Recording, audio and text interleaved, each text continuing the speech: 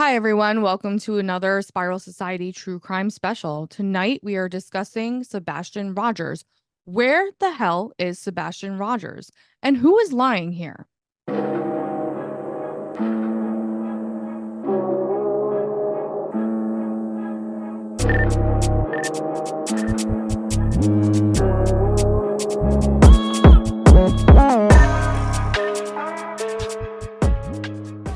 Adriana, before we start, you want to take us through a brief timeline? And it's going to be brief because there's really no information on this case. And it's Yeah. been 2 Absolutely. months. Yeah, no information. Sebastian Rogers is a 15-year-old child from Henderson, Tennessee, with autism, and he went missing February 26th, 2 months ago, and we still have no idea what happened. And there's a lot of things that we need to discuss today. A For lot sure. because there's very limited information. All we know is that Sunday before he went missing, he went out to eat. They have him Yeah. on security footage at a Texas roadhouse.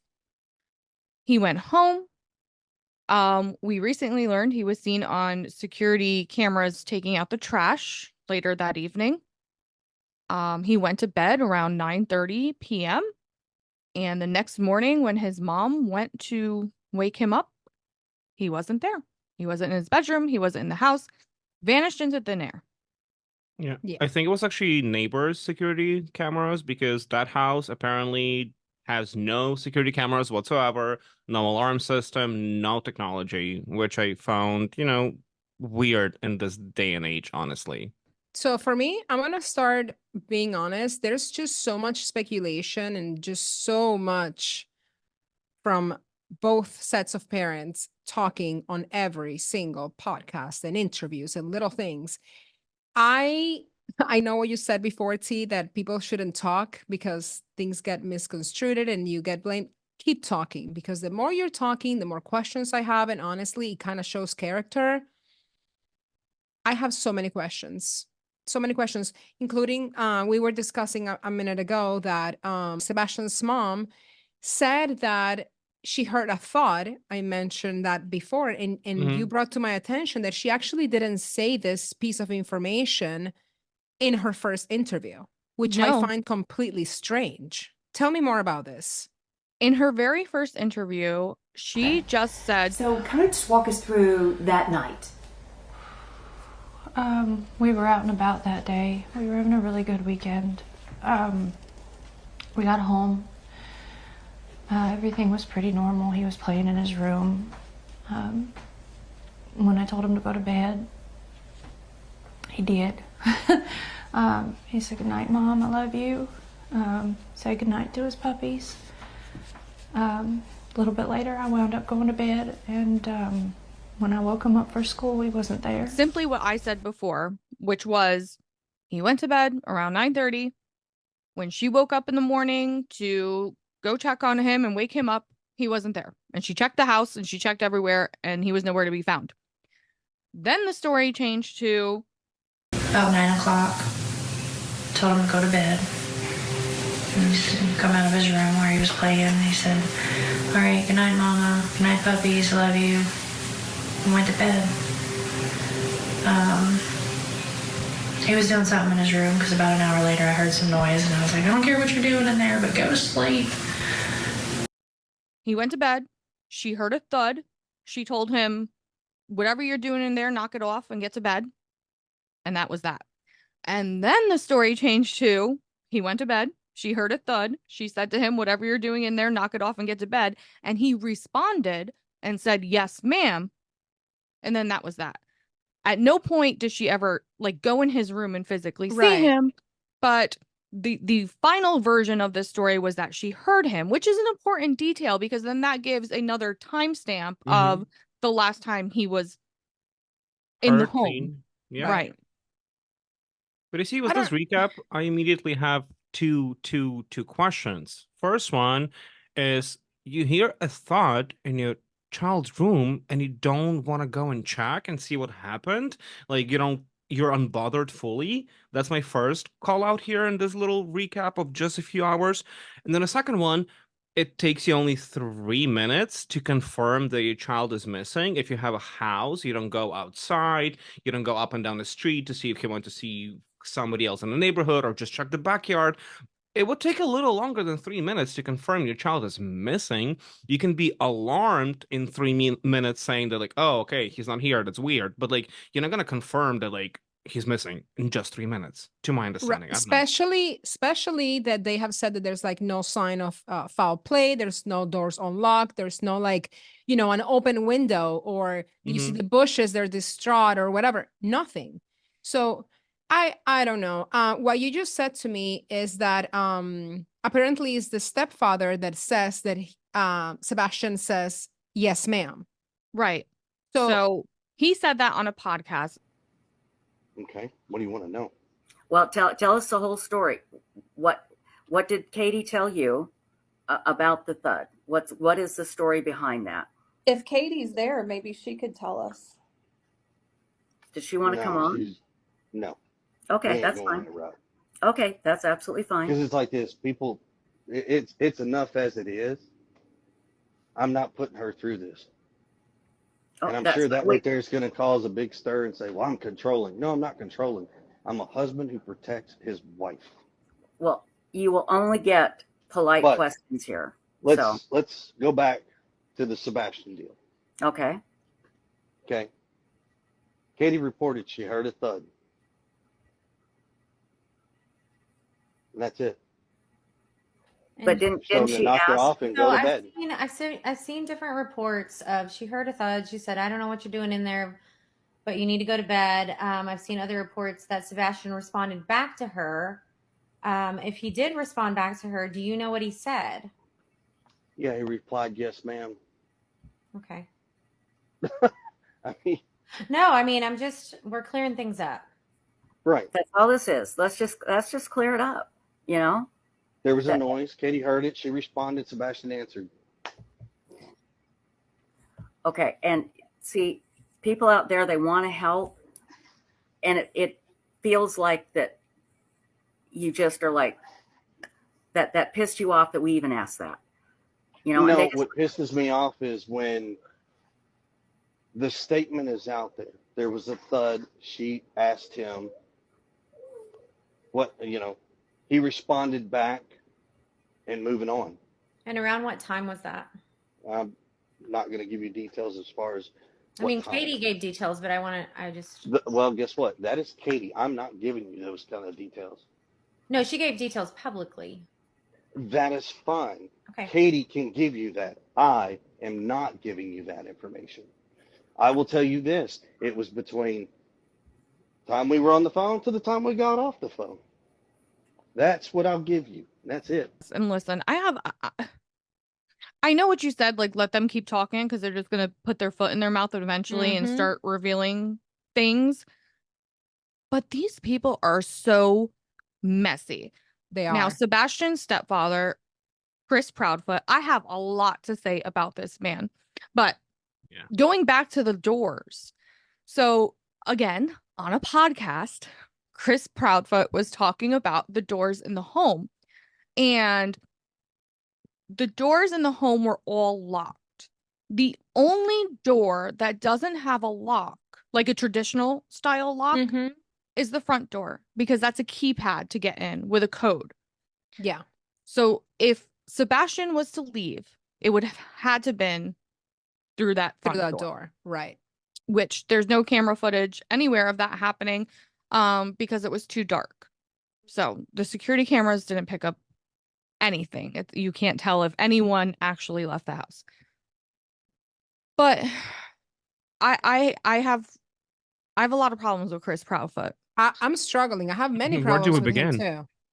Well, we can begin by saying that when he says that when he responds for the mother, when he says that Sebastian responded, yes, ma'am, it's because supposedly they had this 3-hour phone call.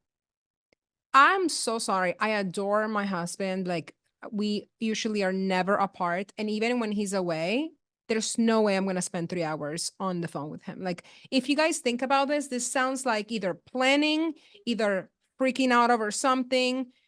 something would have had to happen for there to be a 3-hour phone call. For That's sure. just not normal. And supposedly she was trying to study as well. So are you studying and trying to study and that's why you didn't check on Sebastian? Or are you on the phone for 3 hours for who knows why? It's strange. Yeah. I have I've never questions. had a 3-hour phone conversation with my spouse, like ever in this life. Even when I was away for vacation for 2 weeks in Europe, we did talk, but like for 40 minutes. 3 hours is Yeah, alarming. It's concerning. Why did you have to talk for so long? it Maybe it was an is. alibi. Maybe they're just very immature, like teenagers. The last time I think I had a 3-hour phone conversation with a significant other was when I was a teenager. Literally, But when I this man is clearly, clearly has some severe anger issues. mm-hmm. And it's displayed on these podcasts when you watch, and very often Chris Proudfoot, Sebastian's stepdad, and Seth Rogers, Sebastian's biological father, go on these podcasts together. And Chris cannot control himself to save his life. He is triggered by everything and he explodes and he talks over everyone. It is very obvious to me that he is a control freak. It is very obvious to me that he has anger issues. It is very obvious to me that the littlest things set him off and he loses complete control over his temper. Mm-hmm.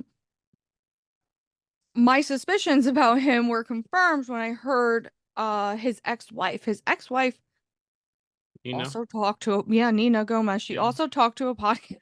Like, I can't with these people for a very long time, and she basically gave the entire story of their relationship from beginning to end. And the things she said was very alarming. Yeah. She had 2 children from a previous relationship and 1 child with Chris, and he abused all her children and her, and clearly, like, he does not know how to handle children. He doesn't have the patience for children. Well, He's hitting babies. Well, I'm sorry, but this is something, and I'm going to go back to the 3-hour phone call because I do have a question about that. But he lied. That's something else. He lies. Why are you lying? When people lie, I'm sorry, there's no excuse. You can forget things and add them up later, but lying, why are you lying? You lied to cover up things. You lied to prevent the truth from coming out. So when he was on the Nancy Grace show interview, they went only once, and they tried to contact them for a while before they actually agreed to be on the show, by the way. So they go on this little tiny podcast, but they won't go, to the sources that can give you more exposure to find your son. So in this podcast, he's asked about the incident, and he apparently hit Sebastian with a belt on top of the clothes for something that he got in trouble in school, whatever. First of all, hitting anyone with a belt, it's already barbaric. Like, why are we still doing this? Okay. And second, he is already autistic. He has behavioral issues. He has social cues that he can't comprehend. And he got in trouble at school for social cues issues, and you hit him over this. And then not only he did this, which confirms what you're saying, that he's obviously has a temper and possibly being abusive towards children, which, by the way, hi, Chris, I'm sure he's going to watch this because he's everywhere watching what they're saying about him. But my other question is, like, why did he lie? He said that this happened years ago. And then he goes in another small podcast and he refers to the incident as Sebastian being a 15-year-old boy. Of course, he's upset that he got hit with a belt. Yeah, and Sebastian turned 15 just in December 2023. Exactly. And he went missing in February. That means it had to happen in the past few months. Not like 3 years, Why lie? whatever, like he told Nancy. He says, yes, sir. I said, okay. So I gave him a swat with a belt on his buttocks on the outside of his clothes, one swat. What did he lie about? Honestly, I don't remember at the time, but it was probably something dealing with school because that's the majority where his issues lie. Was that the first time you had ever hit him with a belt? Yes, ma'am. The one and only time, actually. When was this? Years ago, ma'am. Any idea how many? 3, 10, 1? Probably at least 3 years ago. Like I said, I got nothing to hide. So Sebastian went to school one day because we were at the house. He got in trouble. He didn't have a belt on. I was like, "Where's the belt?" And he got it. Whack. Got him. So he goes to school and he tells the teacher. They're mandatory reporters, so the teacher reports it. That afternoon, CPS shows up to the house while we're actually sitting down to eat dinner. Now, mind you, 15-year-old child, he's not real happy because he's in trouble, so he's being punished. Another thing that he lied to Nancy about, which is even crazier, about the CPS calls. And that was Yeah. a major inconsistency. Like on the podcast, he did say that CPS got called on him about his daughter from previous marriage. Then to my understanding, he also said CPS got called about Sebastian as well. So CPS had him on the radar twice. He said that he doesn't know to Nancy when he spoke on the television that nope, that never happened, or to my understanding, that never happened, to my knowledge, that never happened. The only time the CPS got called is when I called CPS on my ex-wife to deal with my daughter because they were not letting me see her. So two different stories. And like when it comes to CPS calls, it's a major issue. You cannot just like, say one story here and just change But he your did whole say, narrative. apparently he did say that it was because Sebastian went to school and told the teacher, like, oh yeah, my dad spanked me with a belt over the clothes. Like, first of all, you think Sebastian would have had that specific, be like, yeah, over the clothes? Teacher. Who hits a But- child with autism this way? Like, I'm Yeah. sorry, that's just not the way. Chris Proudfoot does. And listen, when it comes to CPS being called, it was called on Katie and Chris Proudfoot more than one time. And Seth Rogers, Sebastian's biological father, was actually very upset about it. And he talked about some of these times because he didn't learn about these calls to CPS until after Sebastian went missing. And he was super upset that CPS and the local police and no one ever looped him into these conversations as the biological father. And And he now also he's has hearing about custody. all this. Doesn't he have like they have 50-50 Yeah, he custody does as have well? 50% custody. And no Yes. one ever Yeah. let him know that this happened. He didn't learn of this until he was told about it in the police station. I would have been after. pissed. I'll tell you. Oh God, Straight yeah. out. Like, no way. That's a No reason way. to sue for him and to get full custody if he decided to. That's what happened. He could have sued and literally get full custody of the child. And I will say one of the reasons that this case grabbed my attention is not only that obviously it's a missing child that there's just like vanished. There's no signs of anything, no updates, there's nothing. But the fact that the internet has picked sides and like some people are completely trashing the biological father, Seth, and some people are, trashing the Proudfoots. I'm just so confused. Like, these people should have been getting together regardless of whatever differences they have because they have a missing child. That's their common denominator. I'm not understanding why is this all of these arguments. There has to be something there that we don't know because you don't have to get along with your ex, but your child is missing. What is going on? They supposedly did get along though. If you listen to that first Recently. interview of Which one? Katie, the very first interview that Katie and Chris Proudfoot ever gave right after Sebastian went missing, they talk about Seth and they say that they all have a very close relationship, that they all talk to each other daily, that they're all like excellent at co-parenting and making this work, even Okay. though they're not together, they still make it work. And Chris himself said that he talks to Seth daily. I don't know. And they have a great Something's weird. relationship. Something's weird. very weird. And look, I know when things like this happen, obviously it can cause, breaks in relationships and arguments and emotions are running high and everything. But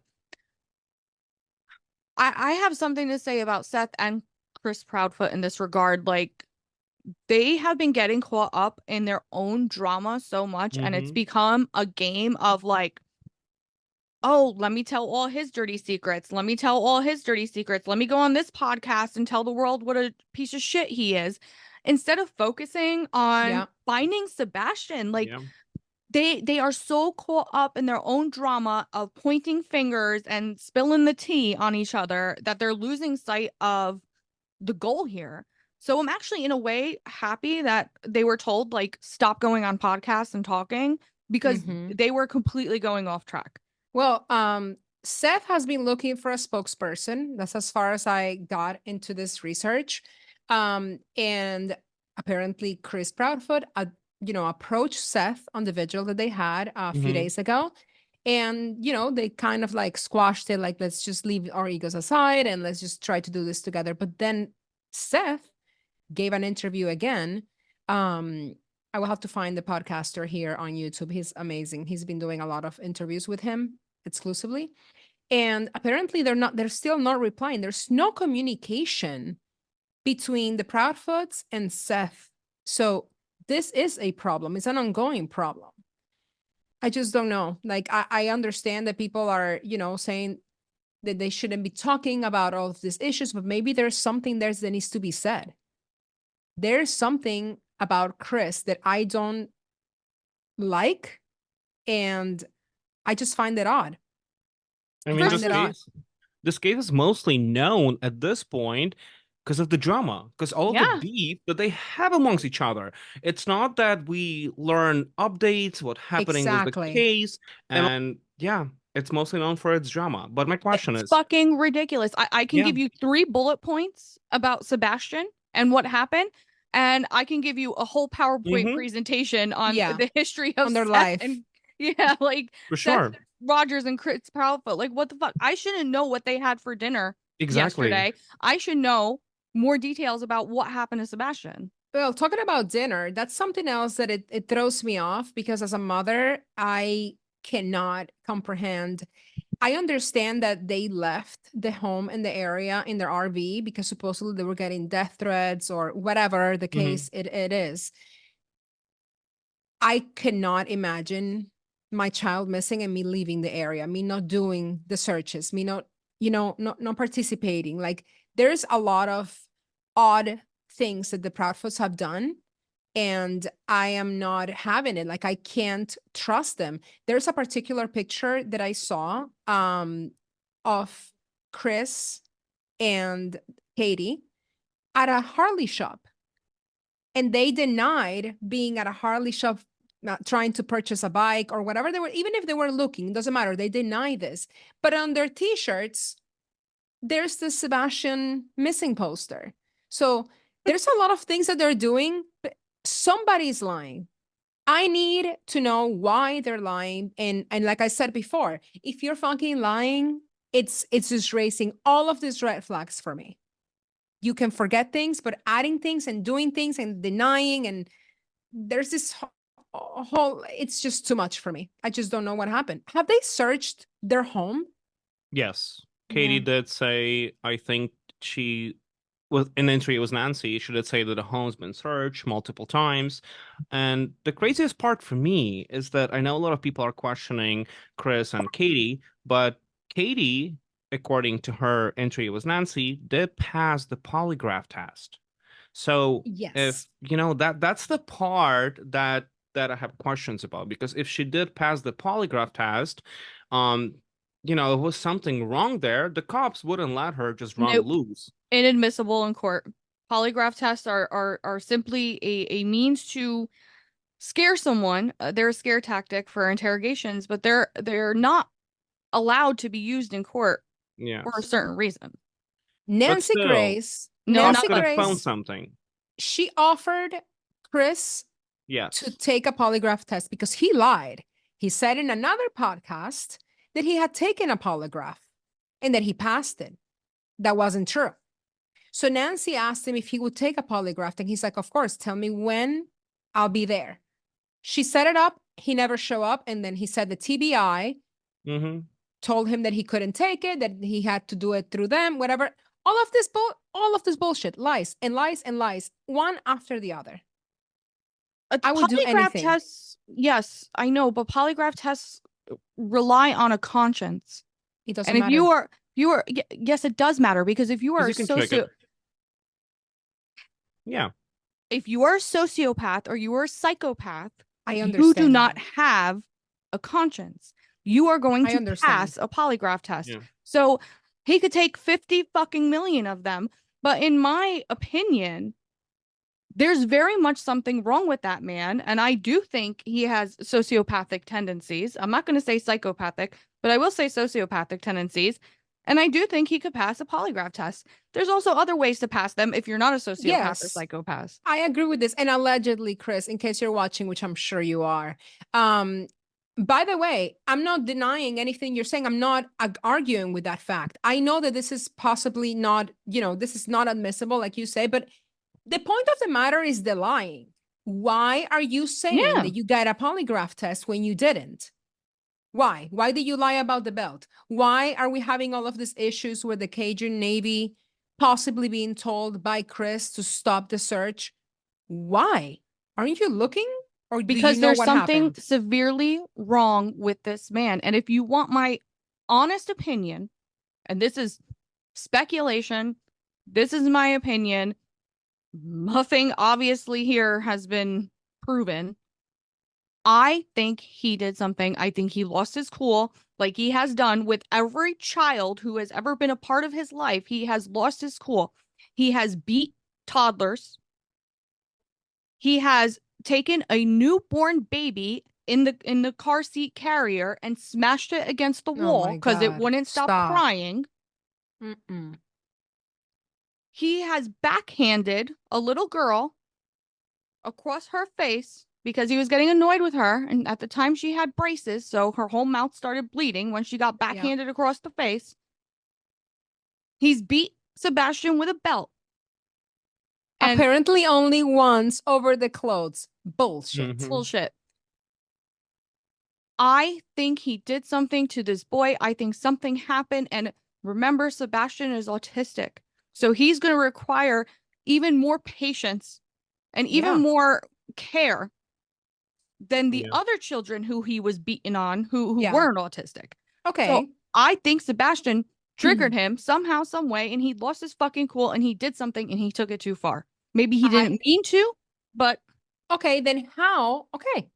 I can consider this, and everybody watching, remember, we're here to ask questions. We don't have any facts at all whatsoever. We're We not are blaming just, anyone. We're not putting, anything. We're just discussing. this is our perception, this is our speculation, this is what is in our minds. So then what happened? Because this brings me back to the phone call.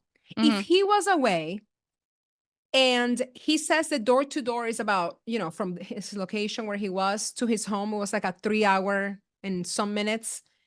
Is it possible that they called each other? Something happens. They obviously fill in the blanks. We don't know. He calls the mother. This sounds too premeditated. So it couldn't have been that he lost his cool. What could have happened if he possibly called the mom, leaves the phone running while he goes in the car, does whatever he has to do? Because if you're smart enough, if you watch enough crime, we've discussed this before, don't take your fucking phone because it's going to ping in areas where you don't want to be pinging. So either he did this and drove to the home and leaving the phone running in the other end where he was supposed to be, or how do we place him in this home if he did something and lost his cool? Well, there's another big red flag that I caught that I mentioned to you guys earlier. So, during one of the interviews, I think it was Nancy or maybe somebody else podcast. Don't quote me on that. But like somebody asked, like, oh, so if there's the window in his room, so what if Sebastian escaped through the window? Would you like hear it, Katie? Because they were addressing it to Katie, and then Chris responded saying, like, no, there's actually a flower bed, so we would have heard it if he jumped from the window. And that's what caught my attention. I was like, whoa, whoa, whoa, whoa. Why did you say we would have heard it? Because according to what we know, you were not there. Why didn't you say, oh, yeah, Katie would have heard it. Katie would have told me. He said we would have heard it. And that's what started me, questioning things. Because, like, it could be a slip of the tongue. I know, I get it. But no, for me, it was very telling. That was the first thing that I was like, something's off here, big time. And it sounds like when, again, with Madeline Soto case, when the mother says, we took her to school. Oh, could that be a slip of the mouth? I don't know. I don't know. Why did he say that? Those are little things that, I'm sorry, but he seems completely suspicious to me. It's not giving the same vibe that Seth Rogers is giving, that he seems to be constantly wanting to go. And I know that Yeah. we talked about them going in podcasts and talking too much, but when you see the way that Seth is going in this podcast, he's literally just like, he wants to get the attention. He wants people to know. He's asking, I he's agree. talking, he's sharing, he's like pleading. And when you see Chris's interviews, it's him defending himself. It's angry. It is Always. Vibe that this family is giving, the Proudfoods vibe, they're always like super dry, super Mhm. like looking away from the camera. They're, once again, I know everybody's processing trauma differently. I understand it. But from the common perspective, that looks very freaking off. Like that looks off to me. Like every time I watch them talk to somebody, it gives me a fucking egg. Like I Well, can't. I don't the know. first time I watched them, their very first interview, that was the first time I watched them. I paid close attention to Chris. I don't know why. I just did. I'm like, oh, here we go again. Another stepdad story. Let Yeah. me look closely at this guy. And I Mm. actually didn't get that bad vibe from him the first time I watched him. I'm like, okay, so, Mm. maybe not that bad. But then after that, his mask started slipping rapidly. And he held it together for that first interview. And then after that, he could not control himself anymore. I'm just like, whoa, this guy has issues big time. Just What the I vibe. did catch, and possibly you will remember now if I mention it, is that they didn't have, I mean, Katie and Chris did not have any physical touch. Katie did not I look was at about to him, say. maybe once or twice. There wasn't this comforting that you would, I mean, please put yourself in the situation. If your child is missing, you're going to be comforting each other. Even Jen Soto and the other man did it, comforting each other on camera. And these people are just sitting away from each other, kind of inching and not looking at each other, no physical touch, nothing at all whatsoever. She's very emotional and seems in distress, and he's very dry, no emotions. I don't know. And then there was another interview where I felt that he was controlling somehow in the way that he was Yes. grabbing the conversation. He was looking at her. I think it was one moment when she was like, yeah, he never left the house before. He never tried to escape. And he gave her this look like, I don't know.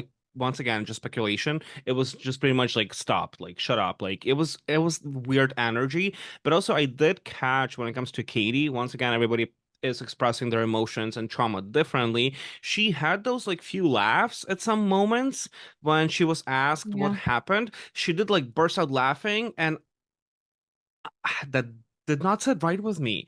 Once again, I understand everybody is different. We all process trauma differently, but that was a weird reaction that caught my attention. That was another red flag. That's also the problem is there's so many red flags, but There we are don't have so any many. info. And my main question is, do we think that police they know stuff and they're just not releasing it? That's my biggest question here. Do they know? No charges have been brought up against anyone. So, Anyone, not my even my suspects, not even Not even suspects. suspects, exactly. yeah, so I would say no. They don't know anything. Well, it's odd because look, if you go back, Katie says that he had no shoes on, so barefoot child at 3 a.m. At first, she said very quickly, which I found odd, that a flashlight was missing. I could not relate. Like, there's so much stress, and you're gonna notice the one flashlight missing. Okay, let's just give it the benefit of the doubt. Maybe it was in this particular place. Then we have the lights outside the home at 3 a.m. Yeah. The first time they're reporting this, it sounds like, sorry, that there are flashlights outside the house. Yes. And then they say that there was a garbage truck, and then they said there were fireflies. Like, are we serious right now? Fireflies? I'm so sorry. It's Oh, yeah. embarrassing. What is going on? That is embarrassing because think about the movement of two flashlights. Like Yeah. if two different people are holding flashlights, that's not going to be Exactly. it's not good. Headlights of a vehicle are going to be steady. They're going to Of move. course. Parallel movement. Fireflies are going to Maybe be all over the fucking place. I don't think It's the fireflies embarrassing. would be even caught on the camera. There's no way. It's in a pitch black. I And you mean, have a few no, fireflies. I Unless they were cannot like picture right that. right, here. exactly. That was just gonna say they could be if they're just flying on the camera, but Yeah, but they usually light up for a few seconds. Fireflies they don't fucking completely hold disregarded light and this. fly for like. It's I odd. don't know. I don't know if they're withholding information for, sake of investigation. Investigation, I'm yeah. not sure. But the fact that they have drain ponds, they're looking in landfills, they're not looking for a child that is alive. I'm so sorry to tell you. Sadly, yeah. And you know that I am usually very positive and I always just wish and pray for the best outcome. I don't see this as a possibility. If it is true, It's been 2 which months. which I still don't believe. I'm sorry. If it is true that he walked out of that home barefoot and he's not having his medication and he has behavioral issues and he has a hard time with social cues, I highly doubt, and I'm so sorry to say that he is alive. Now, I still doubt the fact that he walked out. I did That's too. where I don't know. Could it be that and I'm sorry, I know that it's bad that I'm even speculating about this, but could it be that something was done to him inside the home and he's still either There. somewhere in the house or I mean, according to Katie, they did search the house on multiple occasions. Which is not saying that it's impossible. They still could have hidden him, but I don't know. The only way that I see potentially him still being alive right now if he was kidnapped and the kidnapper is still keeping him alive. That's the only potential of him being alive I see. Otherwise, Yeah. I cannot picture it. There's also no way that this child was wandering around after like a runaway for 2 months and nobody noticed Yeah. anything different in no, the whole area. no, That's just illogical to me. I don't know. I it don't is see it. illogical. It is very illogical to Something me. happened to this boy, and I'm telling you, like, I don't know for a fact, but something happened to him. I feel it. And the fact that Chris Proudfoot has such extreme issues controlling himself and his temper, not a good look for him in this type of situation. The fact that he Yeah. has a history of getting CPS called on him, the fact that he has a history of physical abuse with young children, It's adding to his profile. not a good Yeah. look for him. And he even mentioned, or I can't be sure. Don't quote me on this one, but I believe that it was mentioned that he didn't want Sebastian near his daughter for unknown reasons, and he wouldn't say. He Mm. would say, "Yeah, yeah, He, yeah, he got balls for saying that because one of those CPS calls that was made to the home, and Seth Rogers, he's the one who told everyone this. mhm, One of those CPS calls that was made to the Proudfoot's home was because I don't know who this boy was. I don't know why. They decided to take in a 13-year-old boy. At the time, Sebastian was like 7. And Oh, in California? they took Yes. in a 13-year-old. I know. Again, I don't know where the hell this kid came from, who he is, but they took him in. That 13-year-old boy ended up sexually Molesting him. abusing Mhm. Yeah. Sebastian. And that Yeah. was one of the CPS calls. So I don't know who this person is that they let into their home, but that person ended up doing bad things to Sebastian. So Chris Proudfoot got a lot of balls saying he doesn't want Sebastian around his daughter. This is the same daughter that was the newborn baby in the car seat that he was banging against the wall and slamming on the table because Yeah, he lost his temper because she was projecting crying. much, Mhm. projecting much. Also, and this is for Seth Rogers haters. The fact that people are coming for him Why for though? saying this, I'm because sorry. let me just Can say, you let me no? just Can say, you explain to me why are they coming for him? I don't comprehend. I don't understand why people would come for him. I haven't seen it. That's why I want to know why people are hating on him. What for? That's the part I'm missing here. apparently he has some sort of like a past, like we all do. Nothing that I've found that involves any sort of abuse, like you mentioned. So I don't really find it relevant. But they were coming for him as well because he gave this information about the molestation on on Sebastian, and they were just saying that he broke this trust and that this was privy information for the child and you did this. First of all, The child has been missing for 2 months. Any sort of information is relevant at this point. Yep. This is not just saying like something embarrassing, that this is something horrendous that happened to him, and that it is Traumatizing. absolutely relevant, because Yeah. if this connects in any way of Chris not wanting his daughter near Sebastian because maybe he's exhibiting signs of what was done to him, because we don't know. This is very telling. And I find that also very disgusting that he had the audacity to say this, to even think this, because I think Sebastian was Sebastian was Sorry. apparently moving to his biological father's home after the school ended. So here we are.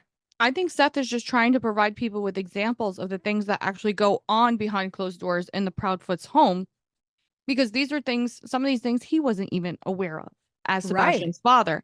So if he's not even aware of these things, I'm sure the general public is not going to be aware of these things. And we're going to be thinking, oh, everything looks okay here. Everything seems okay. So I think he's here trying to, let people know things are not okay. You need to dig deeper and look at these people and figure out Absolutely. what the fuck is going on, because they're not the angels that you may think they are. Yeah. I don't see any red flags when it comes to Thaz, the biological father. I don't see any red flags. I did a lot of research. I watched a lot of interviews. Maybe I'm missing it. Maybe I'll get there later. But as of right now, I have no red flags.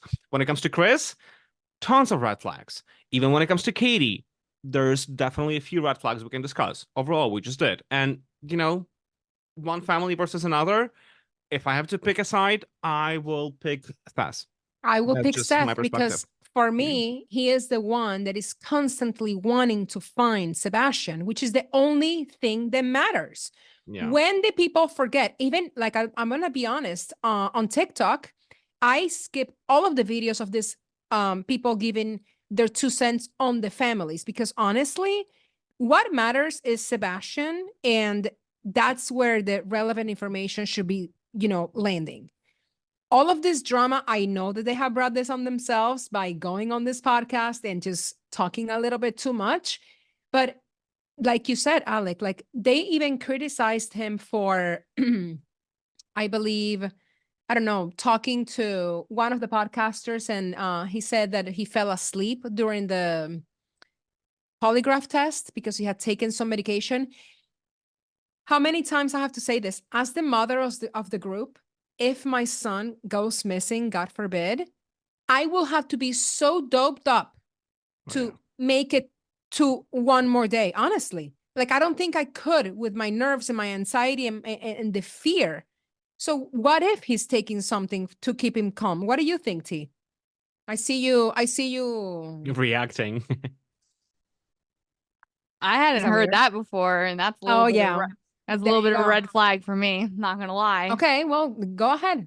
Tell me what I you feel. understand the part about, like, if this is your child, you're going through it and you're gonna need to be sedated. Oh, also it's because he has back issues and he's on pain management. Oh, T. T, Give it to okay, me. spill. I'm 'cause ready. I'm Just ready say to it. Oh, know. we discussed this before. One of the ways, there's different ways to pass a polygraph test, even if you're not a Yes. psychopath or a sociopath without a Mhm. conscience. And one of those ways is to get fucked up. Yeah. But why would he? Okay, like, doesn't he live in a different state also? Because that's the part that I'm missing. He He's not in was Tennessee, is at he? work. No, I think he is in South, the same state. I think but he's not in the same close. state. Don't quote me. But he was working until 7 in the morning. He worked an overnight shift. So there is time frames for him being at work. Okay. Other reasons, I don't know. Other reasons, I don't know. Because get this, we don't know them. We're just giving perspective on what we're observing and what it's being presented to us. We don't know Seth. We don't know Chris. That as of right now, for me, Chris is being red flag after red flag. It's one story. Same. That Seth either he took his medicine for whatever he needed it, or did he do this for another reason? I don't know. I don't know Seth either. So is he not wanting to say something? I don't know. I don't think so.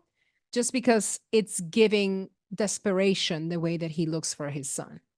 Okay, guys, for those who are watching us to this point still, please let us know in the comments if we missed some red flags about Seth, because I personally did not see any. And if you guys saw some red flags about Seth, let us know in the comments, because I'm not following as of right now. And I did a lot of research. I So can name please let us know. one.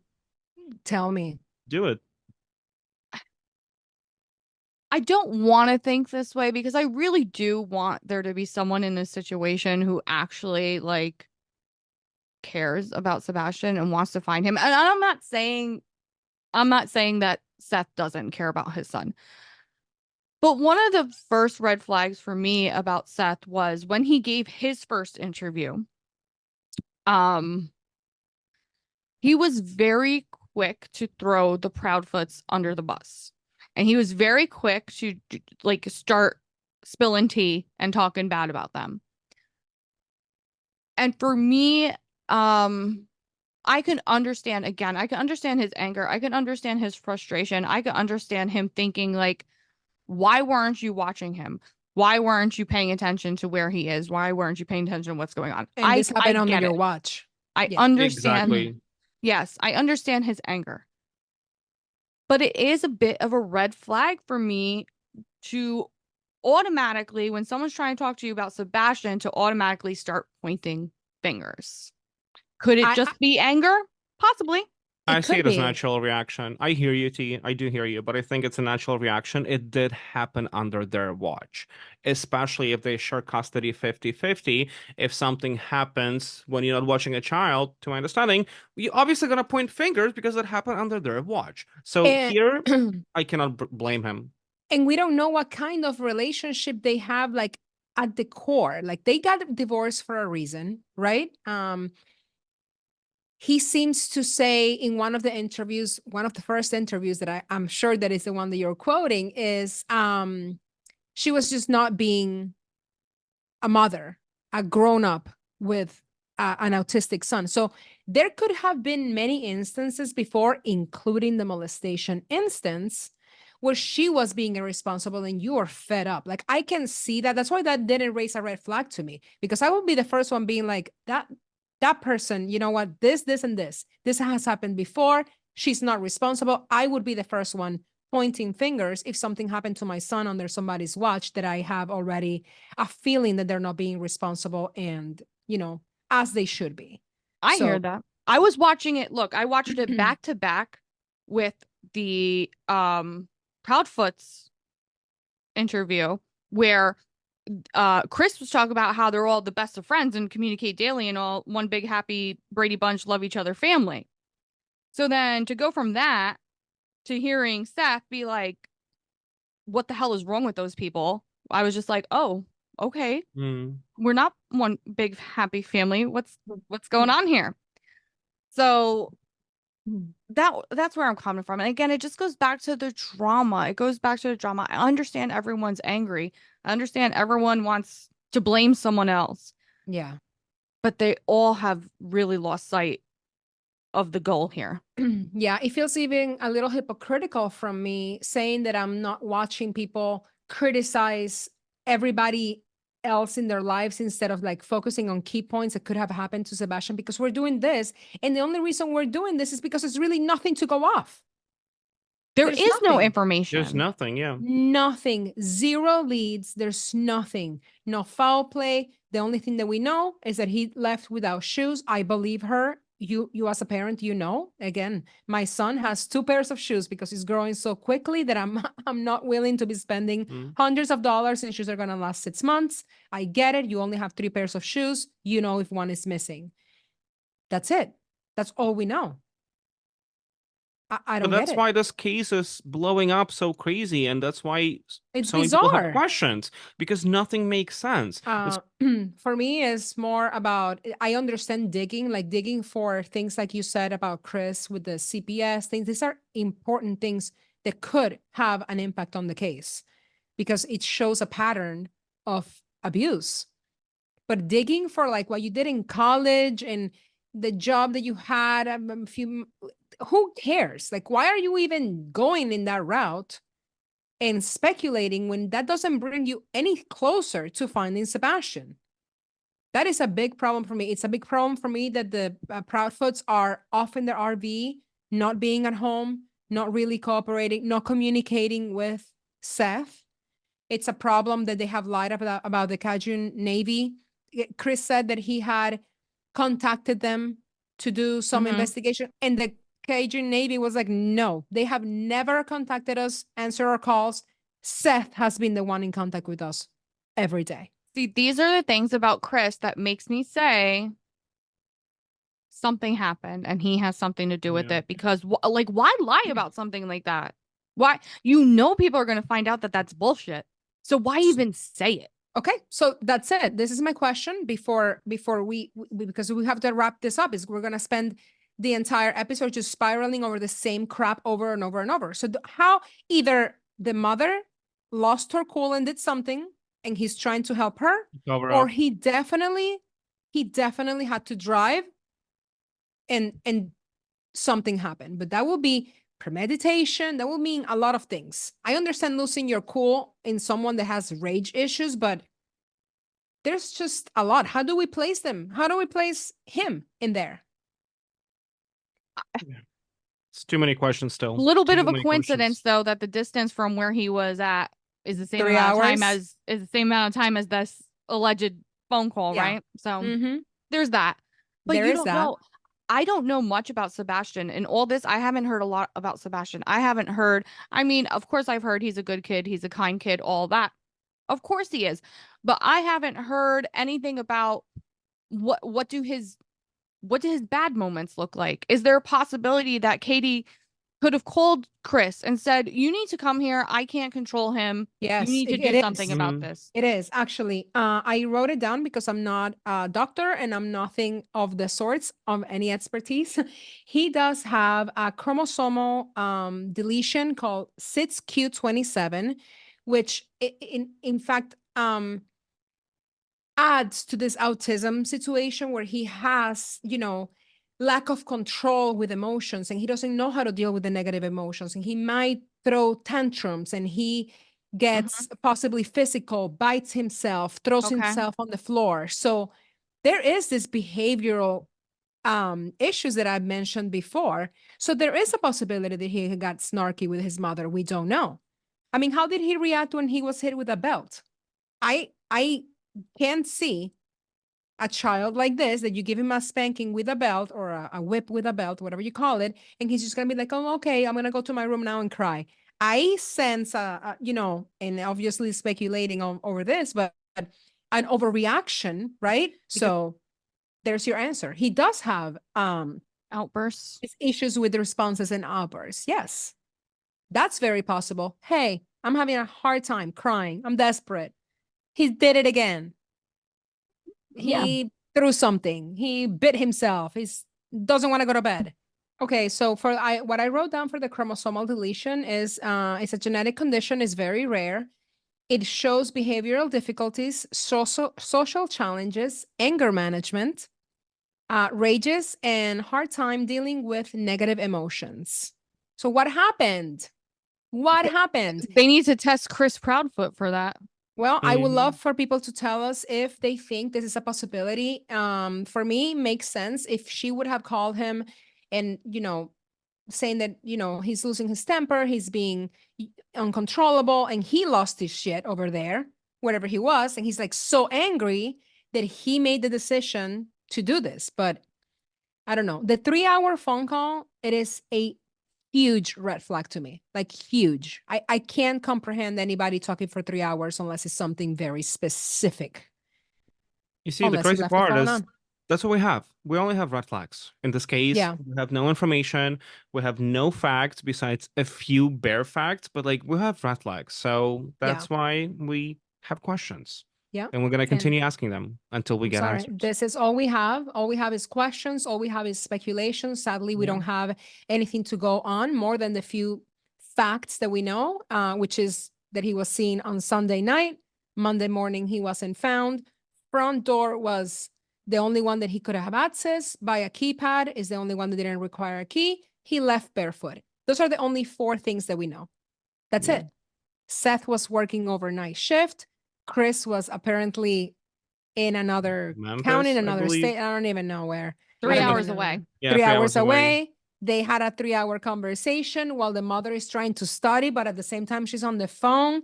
That's why she didn't go check on him, because she was studying, but she was on the phone. That's how Chris heard. Listen, somebody enlighten me.